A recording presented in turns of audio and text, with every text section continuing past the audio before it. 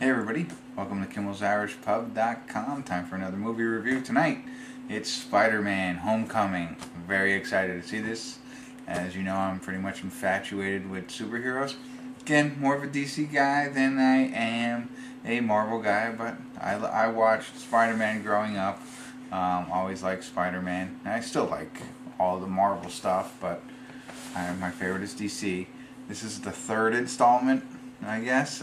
Started with Tobey Maguire, Andrew Garfunkel, and now Tom Holland, who was in the last Avengers movie. I think he appeared in that, so he seems pretty good. A little younger version. This also stars Robert Downey Jr. I think he shows up as Iron Man in a sense. Marissa Tomei as his aunt is in it. Michael Keaton, I believe, is the villain. Zendaya, I think is the way you say her name. She's a Nickelodeon actress who is, I think, maybe the love interest. Not 100% sure, but IMDb gave it a 7.8, so that's pretty good. Pretty good. But Rotten Tomatoes, critics gave it a 92% fresh, and users gave it an 89% fresh. So a lot of potential here. So my expectations are pretty high for it. Haven't seen it yet. Very excited. I will try and keep it short. You should know everything there is to know about Spider-Man, but I will check back in and I'll let you know how it's going. Alright, thanks for joining. Hey everybody, I want to do a quick check-in here. It's at the 47-minute mark and 23 seconds. I won't be very long. Two quick things that I want to bring up here. Michael Keaton, as I mentioned, is the villain. His origin story is very brief. It's not a spoiler or anything like that, but he's like part of a cleanup crew for when the Avengers building, or Stark building, or whatever it was, got blown up, and he's cleaning it all up, and they chase him off the job because now, like, the FBI or CIA or the federal government in some form or fashion are coming in and taking it over because it's alien matter. They fire him from the job, so he takes one of the alien things that are there and becomes a flying villain. Just like that. It was just like, I thought I missed it. I had to rewind it and check it again. There was really nothing to it. So a little weird about that. And then the other thing I think is interesting, so Zendaya, I think is her name. She's on Nickelodeon. My kids watch her a lot, you know, and so it's interesting because she kind of plays somebody that she's out of character for her.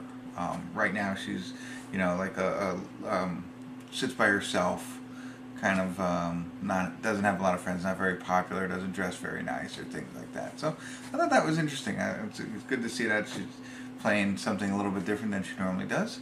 But you know, as far as the rest of the movie, it's good. I do like Tom Holland, but I also liked Tobey Maguire. So so far so good. I won't go on too long. Maybe I'll check in one more time. If not, I'll see you at the credits. Alright. Hey everybody, we're at the credits of Spider-Man Homecoming. I just finished watching it. One quick correction, I think I might have mentioned in the beginning that Zendaya plays a love interest. It's not. She's just a girl in a school. It is finished now, and you know, I don't think this is a spoiler alert or anything like that, but they, you know, and I might be used to this with the other Spider-Mans, with the origin story, and, you know, the kid who gets bullied finally gets revenge on the bullies, and I did like that aspect of it. You know, the little guy coming out on top when he becomes Spider-Man, I really enjoyed that. That's not this movie, and I get it. I mean, how many times are they going to tell that origin stories with different actors and they stayed away from it? This actually takes place after the last Avengers. It does a little flashback to show you how he kind of got involved, but then it's, you know, after that, after the Avengers fight and everything like that that he was in, and the whole movie is basically him trying to prove to Tony Stark and Jon Favreau, who I like, that he should be an Avenger. So he's trying to stop certain crimes and things like that to prove that he can be an Avenger and join the team. And that's really what the whole movie's about. And it was entertaining.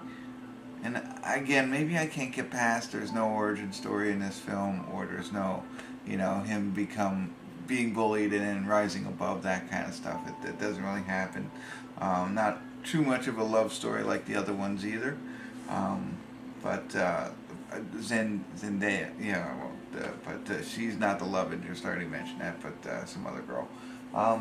So I don't know. It didn't hit my expectations. It really didn't. I do like Tom Holland. I enjoy him as Spider-Man. I like the cameo of Iron Man throughout the movie. But other than that, I feel it didn't hit my very high expectations. So I'm only gonna give it a 7. Normally I can get a superhero movie below an 8, but in this one, again, it didn't do it for me. There are some things that I like about it. Like I said, I like him as Spider-Man, but the story, not something I really, the kind of story I like for trying and failing and trialing and failing and everything like that. And then the ending, was disappointing as well. I don't want to spoil it for you, but I don't want to go on and belabor it. Yeah, you still have to watch it. I mean, even if I would have gave it a 1, I think this is a movie everybody has to watch anyway. If you're into these types of movies, you got to see it. But for me, a little disappointed. Still going to go with a 7 for everything that I said. So hopefully, you watch this. Let me know what you think. Am I off base? Should it be rated higher? Or am I off base? Should it be rated lower? Or am I right on key? Send me some comments, subscribe to my channel, hit the bell so you get all that jazz. But thanks for tuning in. Hopefully this wasn't too long for you and you made it this far. KimmelsIrishPub.com.